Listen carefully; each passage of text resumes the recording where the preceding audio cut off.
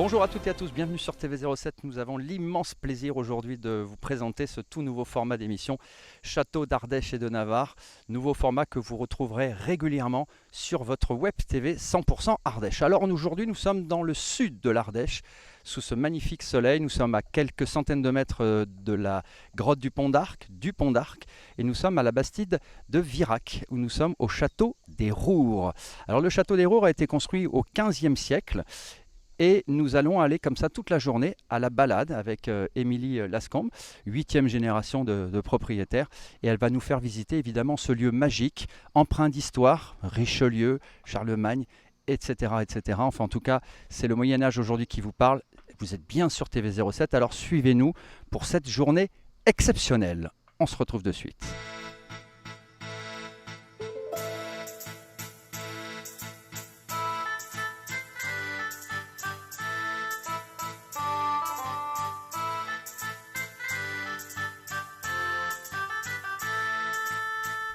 Alors nous sommes à présent ici dans cette magnifique salle du château et nous sommes avec Émilie Lascombe, Oui, bonjour. qui est donc qui est un peu notre guide aujourd'hui. Hein. On vous remercie de nous accueillir aussi bien on peut dire dans votre château, puisque vous êtes là combien de générations? La 8e génération. 8e génération. Et qu'est-ce que ça fait justement d'avoir cette vie de château, d'être châtelaine? Et c'est surtout un patrimoine familial qu'on a envie de garder dans la famille et de le transmettre aux futures générations. Vous êtes donc né ici, ça parle toujours château dans la famille? Oui, beaucoup. C'est ça. C'est un travail qui implique la vie de tous les jours. En fait, c'est tout le temps le château, le château. Alors dans cette salle, vous y mangez de temps en temps? Vous faites des repas ici familiaux? Alors non, jamais. Non. On a fait des événements, par exemple avec le Crédit Agricole de Vallon-Pont d'Arc et de Ruyon. Cet hiver, on a fait un banquet médiéval. Très bien. Donc voilà, pour fêter la fin de l'année.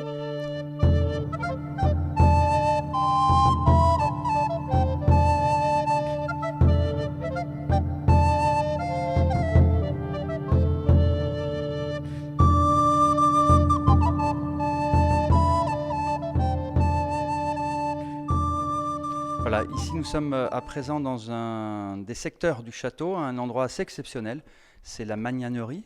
Ce que me disait tout à l'heure Émilie, c'est que c'était l'une des plus grandes magnaneries d'Ardèche. Oui, de la région. Donc le château a eu beaucoup, avait tout le deuxième étage rempli de verre à soie. C'était que des étagères, donc comme ça, qu'on appelle ça des clés. Et il y en avait de partout dans le château. Donc c'était à l'époque le moyen d'acheter tout ce qu'on appelle l'épicerie, en fait, tous les compléments. C'était essentiellement des familles qui vivaient et qui faisaient cet élevage de vers à soie. C'était la famille, donc les enfants, les grands-parents, tout le monde y travaillait, tout le monde aidait à l'époque. Donc à partir de quel âge le ver à soie va commencer à faire son cocon? Alors c'est au 5e âge qu'il va commencer à arrêter de manger, à manger de moins en moins et à monter dans la bruyère pour trouver sa place et faire son cocon. Ah oui, donc ce que l'on voit sur les images, donc c'est essentiellement dans la bruyère qu'ils le font. Voilà. C'est un instinct pour eux, ils montent directement dans la bruyère. Il y en a quelques-uns qui vont le faire sous les feuilles, on le voit, hein, mais la plupart vont monter directement dans les bruyères. Alors pourquoi des différentes couleurs qu'il peut y avoir? Ça, c'est tout simplement les races de vers à soie. On a des vers à soie qui sont tout blancs, on en a des blancs avec des anneaux noirs, des tout noirs, des gris. Donc les blancs, en général, vont faire les cocons blancs ou blancs cassés, et puis ceux qui sont noirs vont faire plutôt les cocons jaunes. Très bien. Ça prend combien de temps, on va dire, de ce premier âge jusqu'à la formation de ce cocon? On parle d'âge, mais c'est en termes de temps, c'est plusieurs semaines, plusieurs mois. Alors oui, c'est plusieurs semaines, c'est environ un bon mois pour qu'ils grossissent et qu'ils fassent leur cocon. Donc ensuite, ça se transforme en papillon. Voilà, alors le ver à soie va monter dans la feuille de bruyère, dans les bruyères, va faire son cocon, va s'enrouler tout autour de lui et de sa bave, qui est le fil de soie en réalité.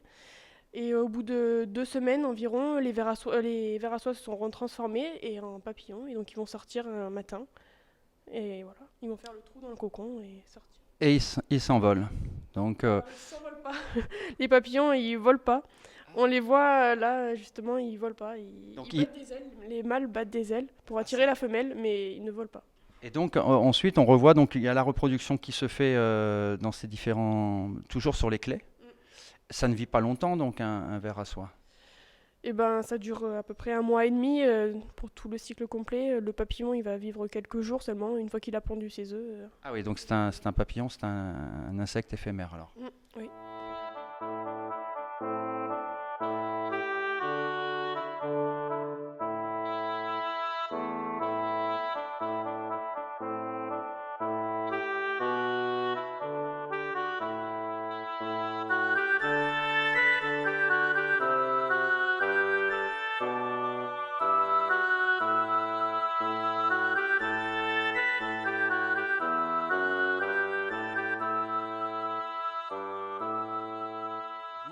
Et nous sommes avec Clara, qui est donc la première personne que l'on voit quand on arrive ici au château. Exactement.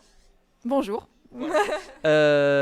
Comment ça se passe? Vous êtes là pour accueillir les gens, les guider? Voilà, exactement. Donc essentiellement pour accueillir les clients. Donc après, je suis là aussi pour la boutique, pour le snack, comme vous voyez.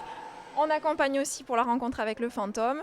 Enfin, on est là vraiment pour les accompagner du début à la fin de la visite, hein. C'est une structure qui est aussi familiale, donc on essaye de les accompagner au maximum. Très bien. Au niveau de la clientèle, c'est une clientèle essentiellement française ou il y a beaucoup aussi d'internationaux? Il y a beaucoup de clients néerlandais. Et oui, beaucoup. En ce qui concerne les étrangers, c'est essentiellement des néerlandais. C'est l'histoire de France qui leur plaît à ce point? Bah, une partie, oui, certainement.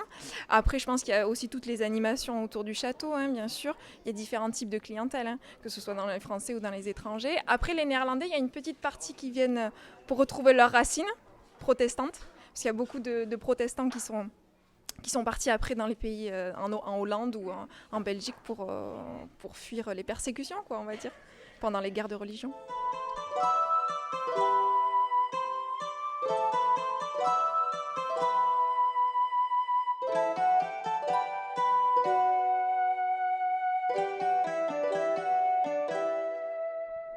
Voilà, nous sommes à présent avec le grand-père d'Émilie qui nous a suivis évidemment pendant toute cette matinée, cette balade dans ce magnifique château d'Hérault.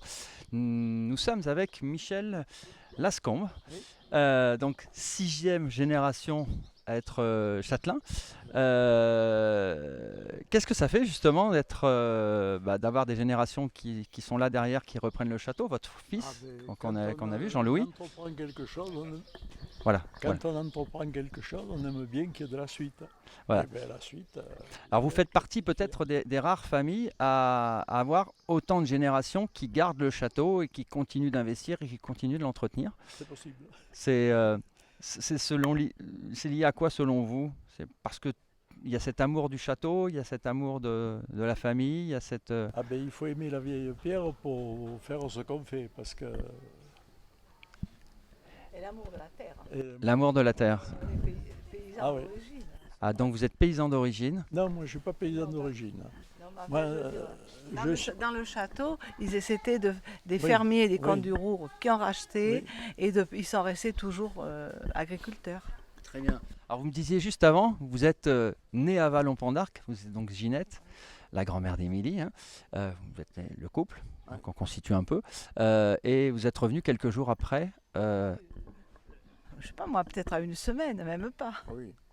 Et vous n'avez jamais quitté le château? Quitté pour pour faire faire ses mes études. études. C'est ça. Et puis après, je suis revenue.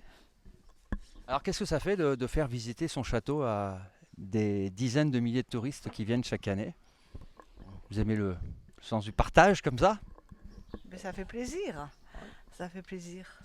Alors, vous l'avez vu évoluer ce château avec les réparations, puisqu'il y a eu quand même une grande tranche de travaux qui s'est fait en 2013, que Ouais. disait tout à l'heure. Qu'est-ce que ça a changé justement par rapport il a repris un peu ses habits d'origine? Ah oui, parce qu'avant c'était une ferme et avec mon mari, on a tout bien état. On a commencé, disons. Il y Et a mon 60 fils ans a qu'on y développé. travaille. 60 ans de travail dans ce Ouais. château. Ouais, et croyez-moi, ça a été du boulot. Oui. Ma femme était dans l'enseignement, elle avait pas mal de vacances, mais les vacances, elle les a passées ici. Donc maintenant vous êtes en retraite. Moi, je n'ai jamais pris de vacances. Jamais. Non, pendant ma carrière, je ne suis jamais partie. On faisait les visites quand on a commencé. Quand on a commencé. avant. Ben oui, parce que c'était une charge, entretenir un bâtiment comme ça. Bien sûr. Et alors, moi pour commencer, j'étais boulanger. Ah, Au boulanger. départ. Mes parents étaient boulangers, j'étais fils unique, donc ça coulait de source que je prenne la suite. Et puis ma femme est venue perturber tout ça. Elle est venue faire ses études à Privas. Et bon, elle ne voulait pas faire boulangère. Et un boulanger sans boulangère, ça ne peut pas marcher. C'est pas Alors moi possible. j'aimais la nature, la terre, les fleurs, tout ça. Et j'ai dit, ben voilà, je vais venir à la Bastide. À la Bastide. Et puis alors, bon, je m'occupais, il n'y avait que des vignes. Et oui, il n'y avait que des vignes. Et j'ai été élevé dans le commerce et le contact avec les gens me manquait. Alors j'ai dit à ma femme, mais si on ouvrait le château, ça nous permettrait de l'entretenir. Et puis voilà, on est parti comme ça.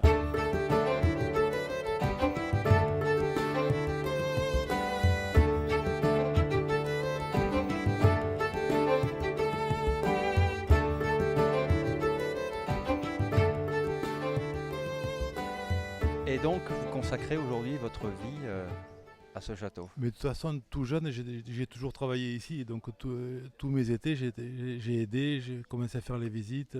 Quand on a fait la restauration, j'ai aidé aussi, donc de tout temps. Hein. Alors qu'est-ce qui vous passionne justement dans cette vie de château, cette vie de châtelain? Mais moi, j'aime beaucoup la restauration et ça me plaît. Donc j'avais toujours eu comme but de remonter le château, de le restaurer. Et là, on a déjà bien progressé, puisqu'on a pu le remonter tel qu'il était au 15e. On a réussi à monter les tours, les échauguettes, les machicoulis, le donjon, comme vous avez pu le voir. On a restauré tous les plafonds à la française. Et là, actuellement, on n'est plus en train de développer un genre de parc médiéval. On commence à monter des machines de guerre du Moyen-Âge, des trébuchets. On va en reparler juste Voilà. après là.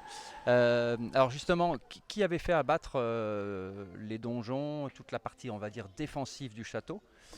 Ça avait été demandé par ordre de Richelieu. C'est Louis XIII Richelieu, C'est parce ça. que le château était un bastion protestant. Et comme ils étaient apparentés avec le pape Urbain V, ils ont réussi à sauver le château, mais c'est eux-mêmes qui l'ont rasé de 2 étages. Ils ont rasé proprement toutes les parties défensives du château et les remparts du village. Pourquoi initialement au XVe siècle ici, ce château est construit au départ? Il est là pour protéger quoi? Mais au départ, le château surveille la route Alès-Privas qui passe par le pont d'Arc. Donc on est à 2 km à vol d'oiseau du pont d'Arc et il est en plein sur l'axe du commerce. Toute la route passait par là et le château bloquait la route du pont d'Arc. Au départ, ils l'ont construit sur cet emplacement pour ça. Alors la nouveauté cette année, c'est ce fameux trébuchet. Donc là, l'an passé, on a décidé de construire des machines de guerre. Et le charpentier, je voulais le construire directement en gros, et le charpentier m'a dit non, on ne peut pas, il faut qu'on fasse les tests sur un moyen. Et heureusement qu'on a écouté, parce qu'on a fait au moins 2000 tirs pour voir ce qui fonctionne, ce qui ne fonctionne pas, les réglages. Et heureusement, parce qu'on a un bon prototype, et on sait exactement où on va maintenant pour construire le gros. Parce qu'en réalité, construire un trébuchet, c'est pas simple. Il faut connaître un peu la technique de tir. Voilà. Très bien. Quelle est votre plus grande fierté depuis ces années passées au château En termes de rénovation ou en termes d'affluence du public, c'est quoi aujourd'hui ce dont vous êtes le plus fier? Mais c'est un ensemble, c'est de voir que les gens sont contents de faire la visite, que ça leur plaît, qu'ils sont intéressés. Parce que c'est vrai que là, la visite a quasiment triplé, quadruplé depuis quelques années, quoi. Et là, on est en train encore, avec le parc dessous qu'on monte, ça va encore grandir. On va construire une forge, on va faire des ateliers médiévaux, enfin, on va développer ça. Puis vous avez en plus votre fille Émilie qui reprend l'aspect Voilà, de communication, d'ouverture aux écoles. Voilà, là où je suis le plus heureux, c'est sûr, c'est que ma fille reprenne la suite parce que moi j'arrivais au bout, quoi. Moi j'avais fait toute la partie restauration, mais tout ce qui est développement commercial et tout, c'est pas mon domaine, voilà. C'est pas mon truc.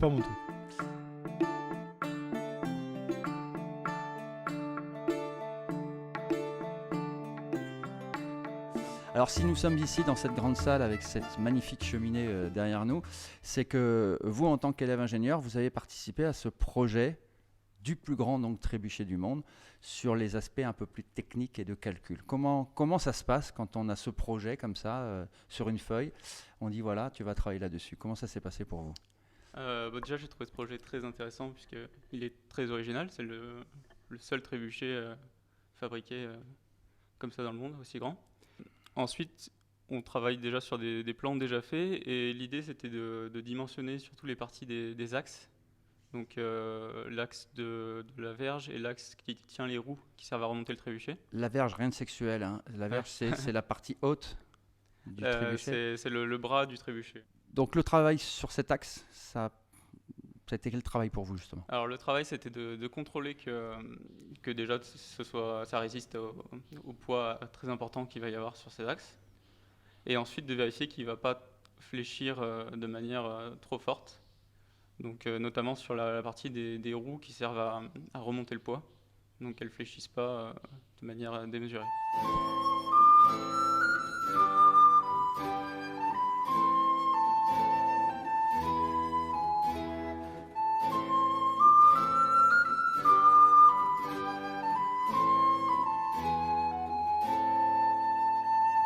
Qu'est-ce qui vous passionne justement dans cette histoire? Ah ben c'est tout, en fait ça demande plein de choses, il faut être comment vais-je dire, assez polyvalent pour passer des fossiles jusqu'au verre à soie en passant par les pièces de monnaie, en passant par des armes du Moyen-Âge comme celle-ci, et je pense qu'il faut il faut être un petit peu fou en fait pour se dire un jour je vais construire le plus grand trébuchet du monde après avoir reconstitué le château comme il était avant sa démolition par Richelieu. Je pense que c'est des projets extraordinaires qui font vivre l'âme du village.